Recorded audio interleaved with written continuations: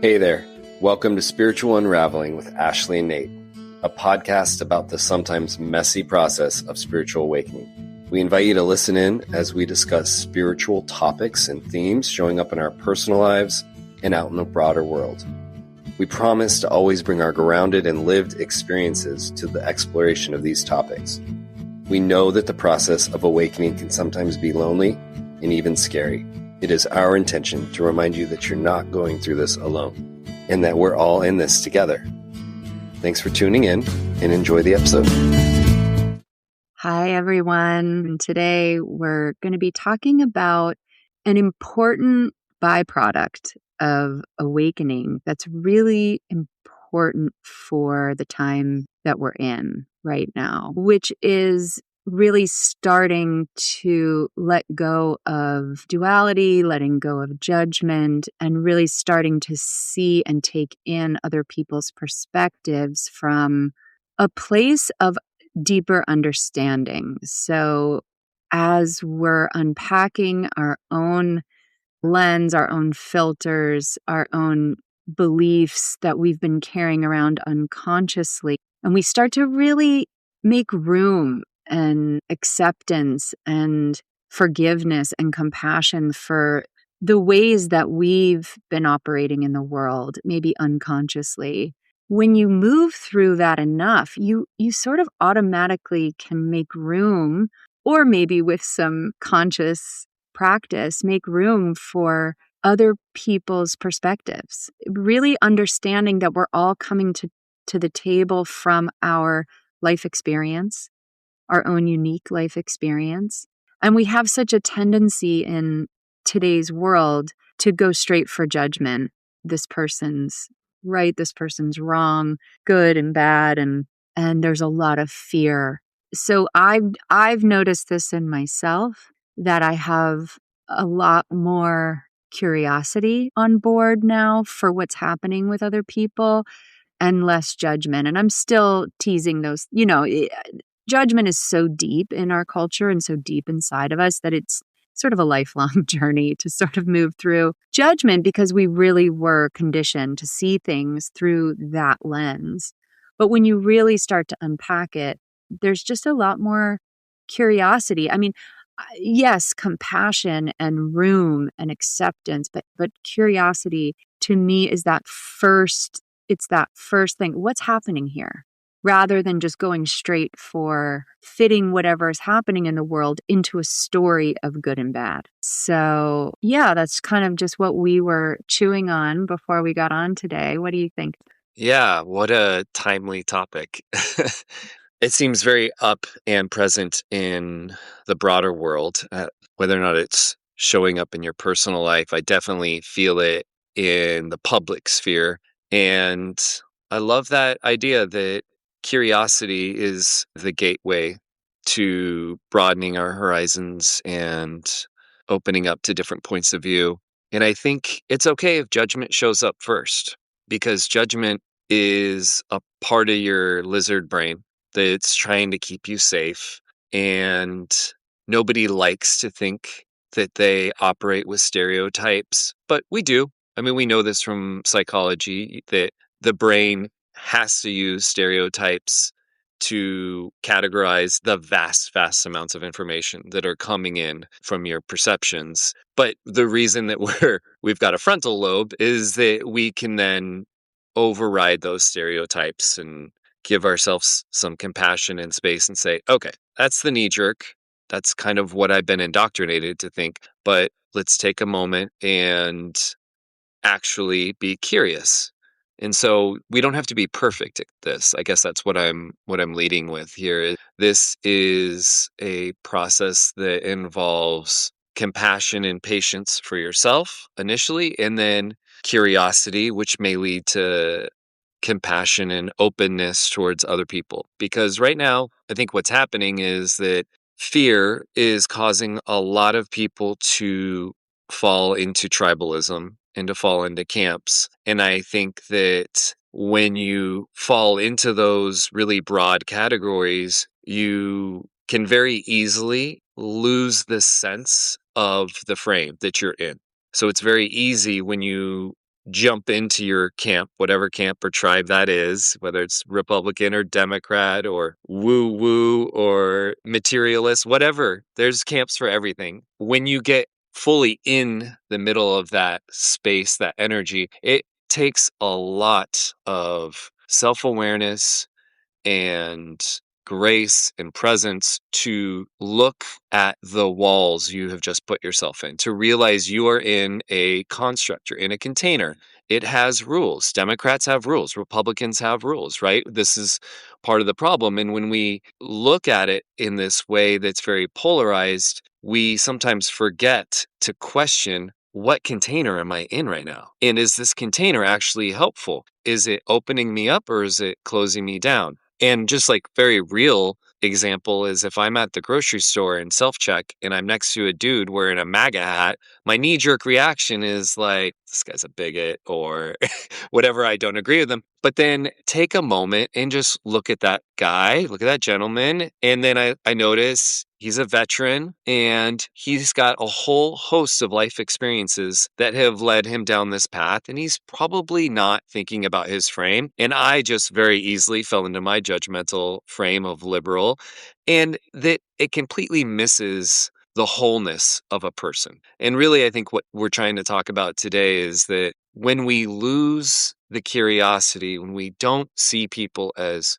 whole, as multifaceted, as complex individuals, we really just like we paint with a very broad brush and we lose a bit of our humanity in that process. So, yeah, I'll throw it back to you. I don't know. That's Yeah, I mean, what it made me think about is that, really looking first inside of yourself and asking yourself if you really want to know thyself, really want to know the truth of who you are. Because if you really want to know the truth of who you are, you have to look at who you're not, what's not true. And as you begin to sort of pull out the threads of what's not true, maybe it's aspects of your belief systems or operating systems or patterns or dynamics that were just passed down to you, that were reflected or taught to you by the culture, you can start to really discern between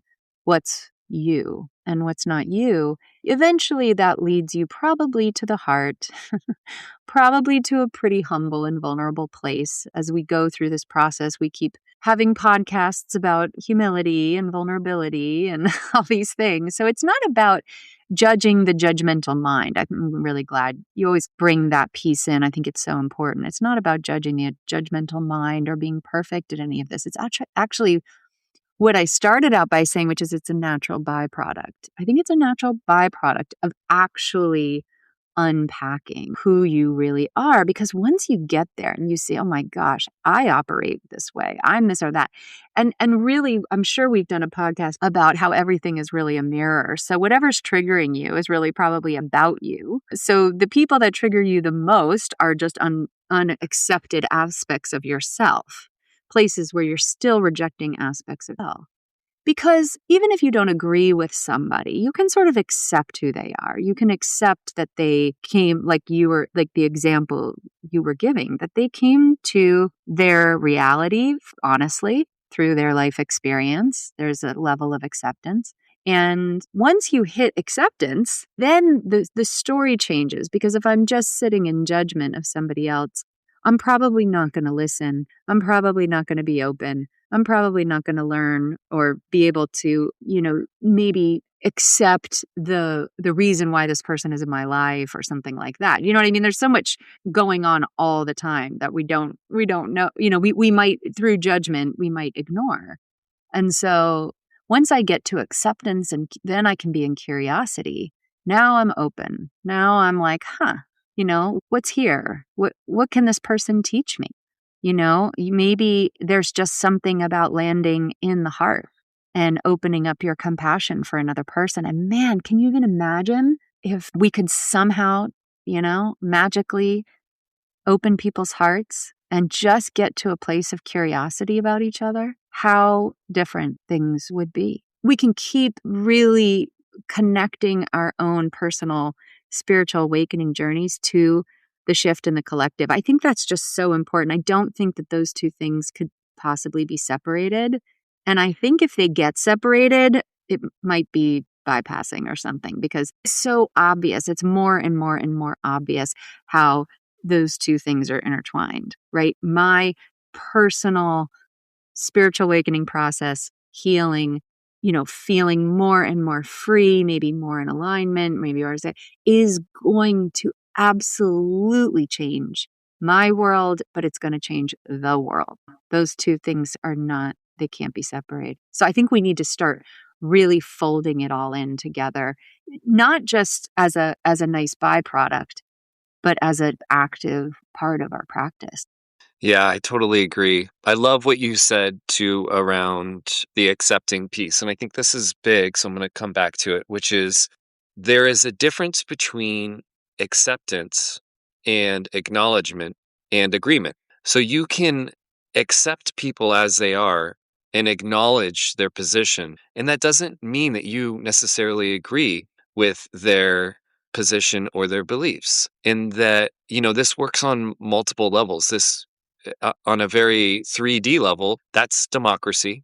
That's actually what this country was founded on, which was you and I can have different beliefs and there's space for both of them. And if 70 people think one thing and one person thinks another, that one person's voice isn't discounted. So that's like just 3D, good logic, sound that's good for your brain to just wrap your head around that. And then on a metaphysical or spiritual level, which you and I are always interested in, it is understanding and discerning the difference between acknowledging someone's position and not necessarily meaning that you are in agreement with the kind of energetics behind that, which is can happen, particularly right now with a lot of the stuff going on with immigration or with war. There's a lot of really dark and harsh energy that is coming up for people to process. And I think one of the ways that it's getting processed is a disavowing or just outright, this is awful, this is horrible, there's nothing good or redeeming or anything in this for us to look at. We just need to stop doing it. I understand that impetus, but that stuff, as you said, you were going there, is part of our shadow. This is coming up. It's like a boil that needs to be lanced. It's coming up in order for us to process it, and just shoving it down or forcing people to stop doing it when it hasn't actually been fully explored what the origins of this stuff are is just means that we're kicking the can down the road till another day, and it's going to happen again. And I feel the power and the potency in this moment for us to get really honest and really curious about these aspects of us that are still in separation. And I think ultimately a lot of this comes from separation and even the disavowing of these harsh realities that are happening in our world right now, whether it's the Epstein files or the wars or the immigration or any of these power dynamics. These are inherent aspects of where we are as humanity right now. They're just parts of us. And we don't want to pretend like parts of us don't exist, because when you do that, you fracture yourself and you're not in integration, you're not in wholeness. And again, this doesn't mean that we're in agreement with those darker parts, but acceptance is an important aspect of this. In getting curious is such a good gateway into there, and just say, why are we still fascinated by war? Why are some people in power struggles where people are giving power away and other people are willfully taking it? Why is this stuff still happening? And it's up for us right now because it's an invitation to really go into honesty with compassion, with grace, and for us to transmute some of these really dark, heavy energies that have just been saddled on us by power structures, society, culture at large. And the amazing thing is that we don't need to fix it overnight. We don't even need to quote fix it. Just bringing curiosity, just bringing a little more neutrality to any of these charged topics opens up the space for the energy to shift. And most of this is like stuck energy that just it needs to move. It's like if you got a grudge with a friend or a family member and then you don't talk and you don't talk and you don't talk, guess what? It just builds up. It builds momentum. And then if you've ever had that hard conversation, it's like the dam breaks and the energy just flows. It doesn't mean you're 100% with that person, but you're back in relation, right? There's an aspect of yourself that you're not denying. There's an aspect of that person that you're not denying, and you get to move a little bit back into harmony. And I think that's the moment we're in right now, and it's not easy. I just want to caveat that it's not easy. It's not easy. I mean, it makes me think about why it's called awakening. We're waking up, right? We're moving out of a sleep state, a denial state, an avoidance state, and we're willing to see who we really are, what's real, what's true, and that's not easy. It sounds great because there's a lot of words we can throw out like freedom and clarity and all these things. And that is great. It's worth it, right? And the process is painful because we've been avoiding things for a reason. There are lots of things, aspects of ourselves that are reflective in the culture. So if the cultures are reflective of ourselves, we're actually seeing what hasn't been seen. Things are getting revealed that have been in the shadow. And on some level, as I've been sort of waking up to a level of darkness in the world, there's a part of me that's shocked by it, and then there's a part of me that's not shocked at all. Of course I knew that darkness existed. I've experienced it. I've experienced a level of it. Like I feel it. It's part of our collective experience, right? But it's been in the shadows. So it's similar. And I was thinking about this idea of being triggered as a bad thing. We say we're triggered and we hold that as like, oh, we wouldn't want to be triggered. But the thing about being triggered is that it wakes you up. And if you can if you can develop a practice to holding curiosity around your triggers, you're going to know thyself. So it comes back to that, like, do you really want to wake up? Do you really want to know the truth? And you don't have to figure it all at once. I think that's what you're saying. It's not about being achievement. It's not an achievement to know thyself. You're not going to get an A. Nobody's going to care if you do it or not. It's really a deep call, actually.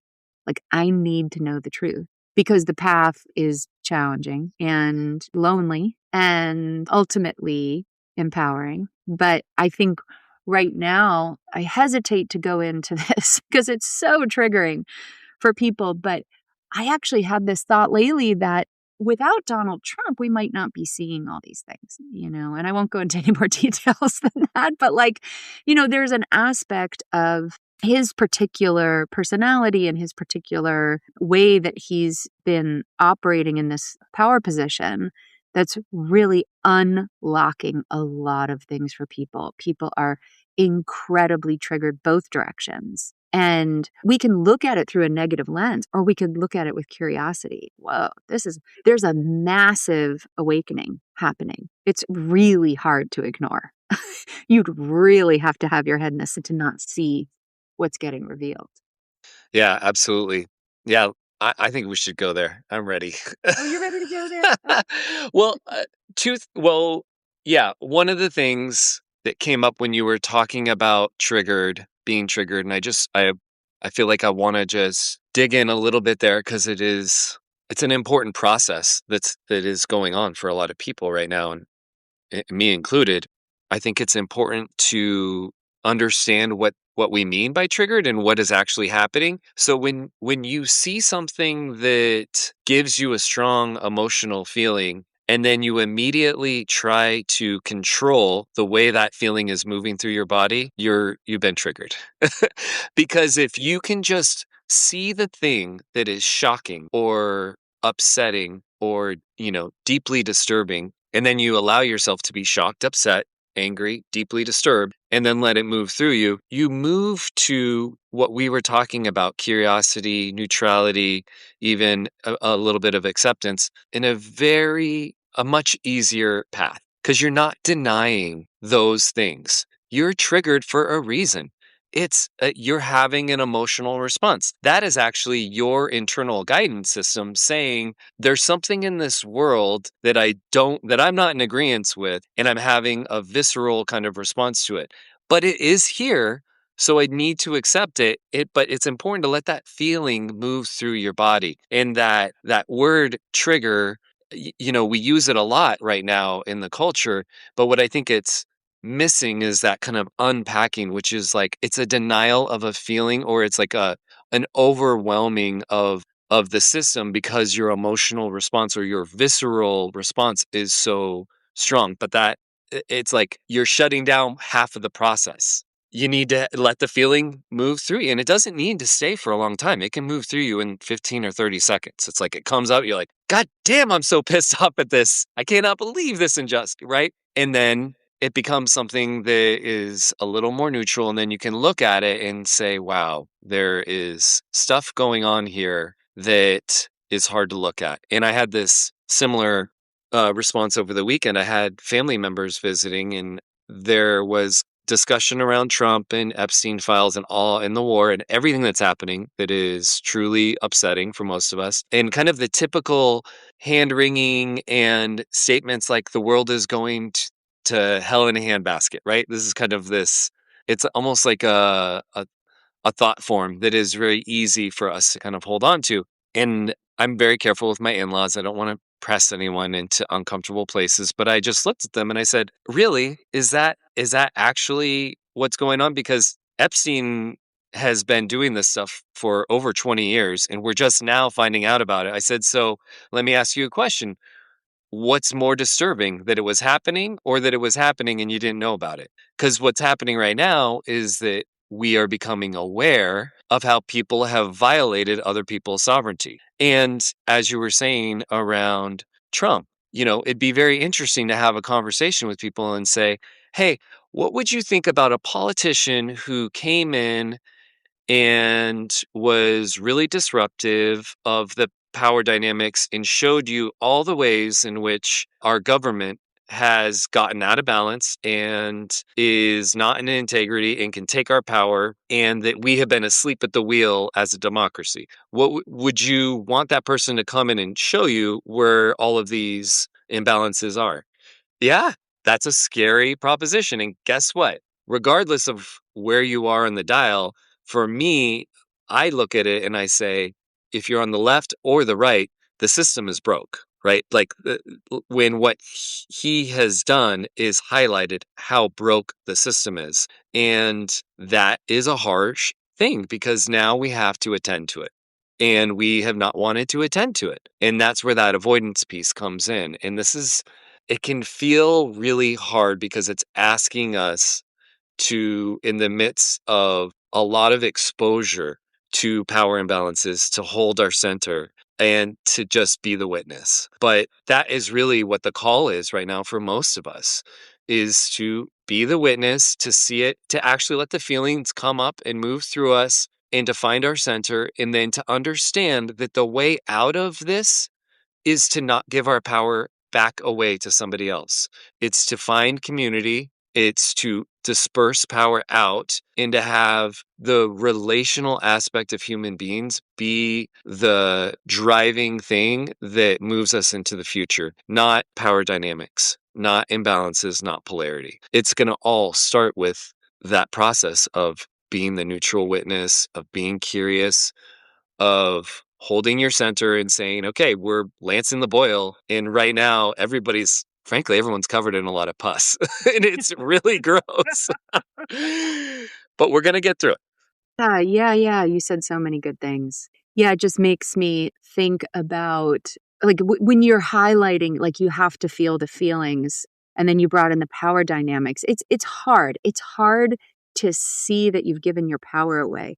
But wouldn't you want to see that you've given your power away and actually feel the rage and grief and fear around that, than just unconsciously be continuing to give your power away? So we're having to face and be responsible for and own the ways we have given our power away. So every time I come to a new level of, oh, there's whole conspiracy here of a world that doesn't want us to be in our sovereign power, that actually benefits from us giving our power away. When I start to see that, I have emotions. It doesn't feel good to think that I've been at the mercy of that and have to go into the feelings. But then, when you come out the other side, there's a deeper level of acceptance that this stuff exists. Then you have a choice. You're actually in a different position in yourself. You know what your values are. It doesn't have to be, I don't have to be all day in rage against people who are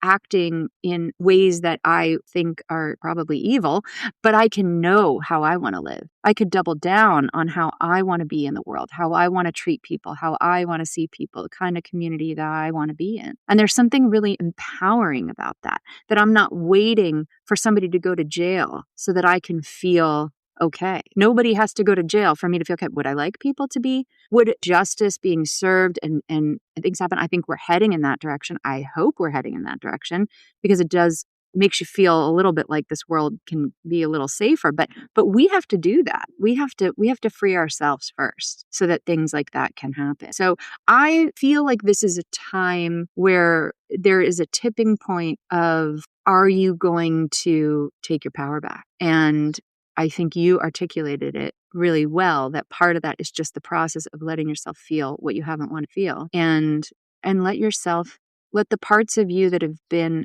too afraid to really own your life fall away, and just own your life. It's such a process, isn't it? It's just such a process, but there just does seem to be this, like, either it's a reflection or it's an invitation right now. Yeah. Yeah. And I just want to highlight one thing that you said that was so key, which is one tool that we can kind of use, or one kind of touchstone that we can work with, is that when we feel the rage and the anger come up and then it's directed outward at others, which is often kind of how some of us are moving through the emotions, in that moment of rage and anger and resentment towards the other, just take a pause, take a breath, and know that that is an aspect of you that you're externalizing, and that the important thing is that you're feeling the feeling. And so just come back into the process of the feeling and get a little less concerned about where you're directing the feeling, right? Because it doesn't feel good to get angry, to get frustrated, to feel violated, right? These are hard feelings. But I would just say one masterful kind of spiritual judo move, taking the energy and reforming it, is to just have those feelings come up and let them be yours. Just let them be organic feelings that don't need to be directed towards another. Because what you're really doing is you're kind of sending the signal back to yourself in a way. When it's like you're half processing it. It's coming up and then you're otherizing it. And when it comes up and you otherize it, you don't own it. And unfortunately, part of the process of emotional regulation and really working with these feelings and letting them flow through you in a meaningful way so that they don't stay stuck in your body, which causes disease and mental illness, is to let them come up, feel them, own them, and release them. And many of us can identify the feelings and how we are projecting them. So just take a moment and you don't have to do it every time either. Just think about the opportunity that's there for you to own that feeling, to let it be yours, to let it be very organic and natural considering what we're all dealing with, and to not hold on to it and just release it. Because I think that process is going to bring us more into ourselves and into wholeness and into health and integrity in our body. And then we're just better versions of ourselves out there in the world, and everyone being a slightly better version of themselves out there in the world, a more whole and accepting version of themselves. That's the only way I really see us getting out of this thing. I don't see it as otherizing. Totally. That's not going to be the path. Totally.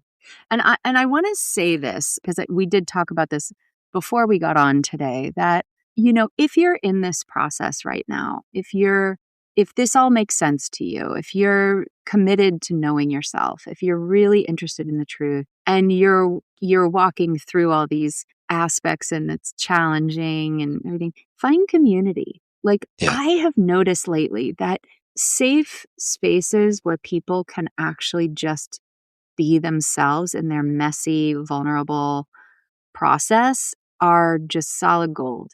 It's where we're going to continue to heal and find courage.